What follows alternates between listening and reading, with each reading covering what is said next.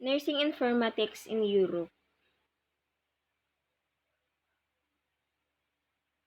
a continent with over 750 million inhabitants in about 50 countries with many different languages, culture, social system, and others. In Europe, the main rationale for implementing a greater use of information technology in healthcare sector is to improve nursing care, improve patient nursing outcome, reduce cost of healthcare.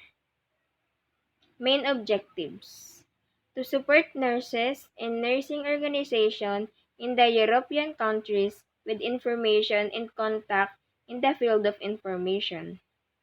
To offer nurse opportunities to build contact network within the informatics field. To support the education of nurses with respect to information and computing.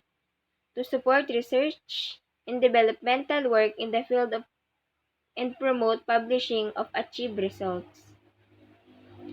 National IT strategies to dissemination of ERP, EPR, IT in Sweden, confidence in IT, competence to use in IT, information about society service available to all citizens, patient participation. One of the grounds for the e-health action plan in the EU is that ministers have identified the potential of citizen empowerment through widespread availability of high-quality, appropriate health information on the internet. This this is in line with focus in Nordic nursing research on patient participation. Goals: the household and companies in all parts of Sweden within a few years should have access. I3 infrastructure with high and speed connection. Availability to communicate between systems. Telemedicine. The practice of medicine and nursing over a distance where data and documents are transmitted through telecommunication systems is widely disseminated in parts over Europe. Countries participating medicine: Australia, Germany, Greece, Slovenia, France, Ireland, Belgium, Denmark, Norway, Finland, Sweden, Iceland. Electronic patient record. One of the grounds for e-health action plan in the EU is that the minister have identified the potential for citizen empowerment through widespread availability of high-quality, appropriate health information on the internet. This is in line with focus of Nordic nursing research on patient participation. Development of common terminologies for nursing care practices. This concerted action by WHO, what was accomplished in many European countries in the 1980s, was an important milestone in European nursing which raised awareness about the need to make nursing care more visible.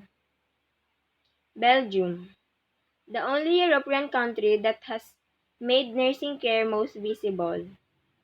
1988 is mandatory for all hospitals in Belgium to collect data 4 times per year using Belgian nursing dataset. Main objectives: nursing information reference model has been developed to accommodate both of information needs of nurses at the clinical level and for aggregating data of higher level. Nursing Information Reference Model. Information aggregate for international sharing. Aggregated data. Interpretation and decision by the nurse. Patient data. Denmark. In the early 90s, Danish nurse initiated to join Project Telenurse, within the European Union to promote standardization of nurse data in hair. Association for Common European Nursing Diagnose, Intervention and Outcome. 8. Support the development of nursing informatics by biannual conference, publication, and presentation to advance understanding and work in this area. Serve as network for nurses in different European countries so that they can share knowledge about development. Provide resources such as reference lists and sample methodologies for developing and evaluating nursing vocabularies, and by providing interpretation of international standards for terminologies in classification. Information system. The goal is to provide clinician, clinicians and administrators with desktop computer access to all needed information and data. The network includes a complete drug information system, a medicine library database, and a international information system that replaced much of the paperwork. Countries practicing medicine. General practitioners are required to undertake systematic medical audit review of their practice pattern to assess patient outcome. The main weakness is the lack of computerized integration of health data with social service. Clinical and nursing management. When implementing IT applications, concerning medical, nursing processes, there is growing attention on the issues of development and maintenance on the database, varieties of views of data, decision report, decision support, support of other data analysis, electronic data exchange.